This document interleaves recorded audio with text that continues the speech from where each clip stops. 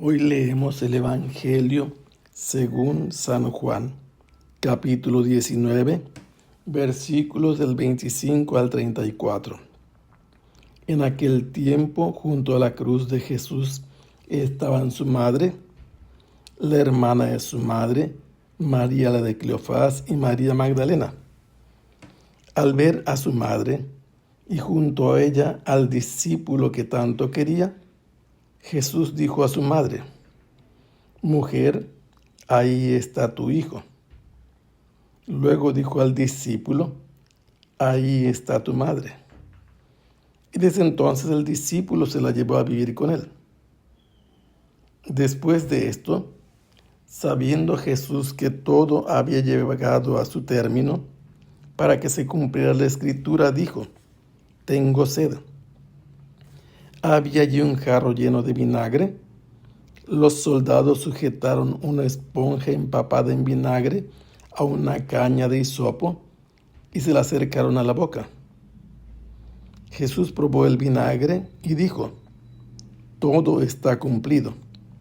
E inclinando la cabeza, entregó el espíritu. Entonces los judíos, como era el día de la preparación de la Pascua, para que los cuerpos de los ajusticiados no quedaran en la cruz el sábado, porque aquel sábado era un día muy solemne, pidieron a Pilato que les quebraran las piernas y los quitaran de la cruz. Fueron los soldados, le quebraron las piernas a uno y luego al otro de los que habían sido crucificados con Jesús.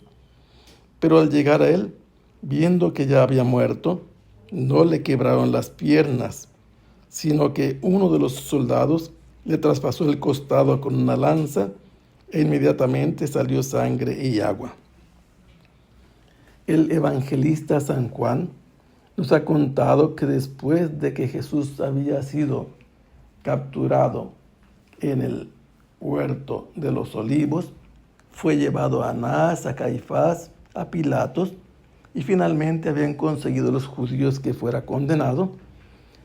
Y entonces lo llevaron al Gólgota, llevando en carga la cruz. Lo crucificaron con otros dos en medio de ellos. Y Pilato hizo que se escribiera la causa de su muerte, donde decía: Jesús Nazareno, rey de los judíos. Los judíos que leyeron este escrito en hebreo, latín y griego, pidieron a los sacerdotes, y ellos mismos lo hicieron, que no se escribiera el rey de los judíos, sino él ha dicho: yo soy el rey de los judíos. Pilato respondió: lo que he escrito está escrito. Entre tanto, los soldados que habían ejecutado a Jesús se repartieron sus ropas como era costumbre, pero la túnica la sortearon, y así se cumplió una predicción de uno de los salmos.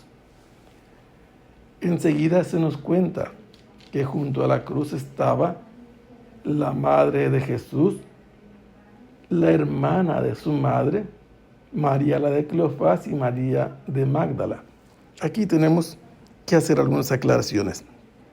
Primero, junto a la cruz está la madre de Jesús. Significa que si tuviéramos el Evangelio solamente el de Juan, nosotros no conoceríamos cuál era el nombre de la madre de Jesús, porque las dos veces en que aparece se menciona la madre de Jesús.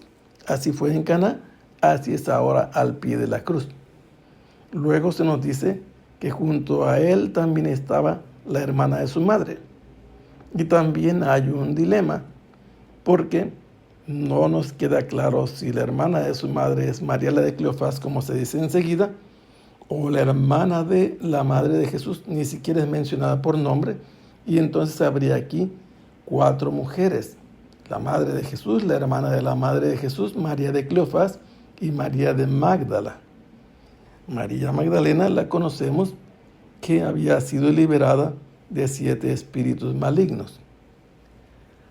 Pero hay un varón, hay un hombre al pie de la cruz, y este es el discípulo que Jesús amaba.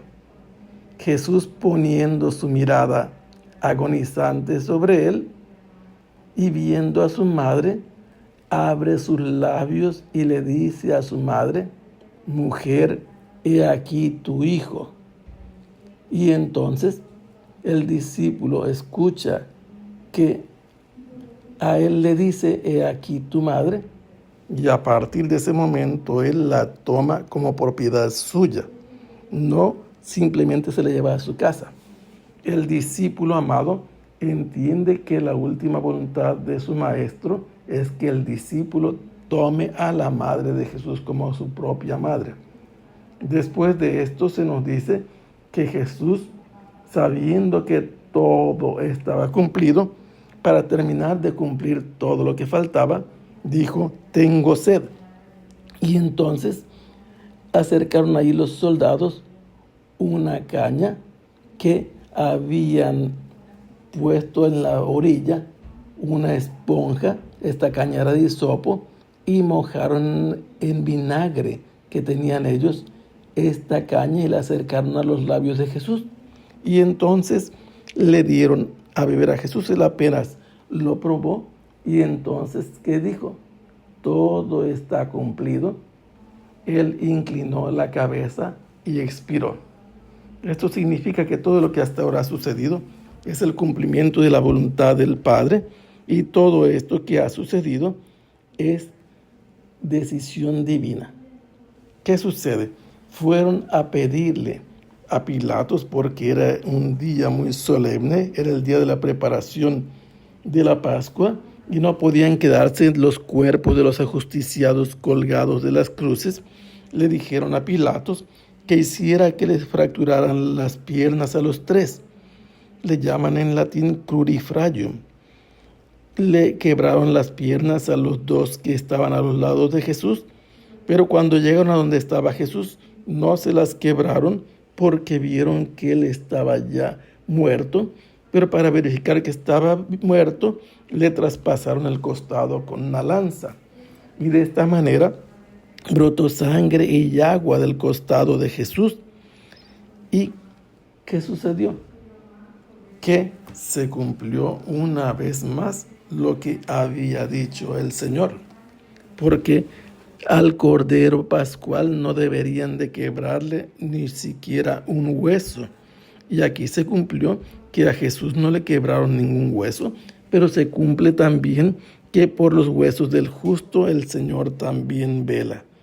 Esto nos muestra con mucha claridad que Jesús muere como maestro, dando enseñanzas a los discípulos, les enseña que Él cumple la voluntad del Padre hasta el final, que es voluntad del Padre también que los discípulos tengan como madre a Jesús, y que los discípulos deben tener como herencia de Jesús a la madre de Jesús.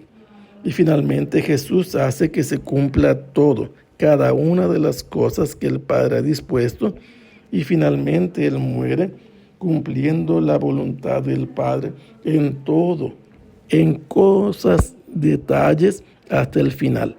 Él está dispuesto siempre hasta el último momento a hacer lo que el Padre quiere, y entonces Jesús muere actuando también, viviendo su propia muerte. Sabiendo que todo estaba cumplido, entregó su espíritu, Él mismo expiró. Y esto nos muestra que Jesús es fiel hasta el último detalle para cumplir la voluntad del Padre. Pero la enseñanza principal, además de comportarse como un hijo obediente, está en que si no se menciona el nombre de la madre de Jesús y no se menciona el nombre del discípulo amado, es porque Jesús tiene una enseñanza importante para todo discípulo al que Él ama. Nos enseña que es voluntad del Padre que todo discípulo reciba como última voluntad de Jesús a la madre de Jesús como su propia madre. Es la última voluntad de Jesús agonizante, pero también es la voluntad del Padre, porque 2 veces se nos dice, porque todo estaba cumplido y para que se cumpliera lo que estaba escrito. Entonces Jesús hizo la voluntad del Padre hasta el último momento, y a partir de este momento el discípulo amado toma como propia madre a la madre de Jesús. Que el Señor los bendiga. Hasta pronto. Sea alabado el Santísimo Sacramento.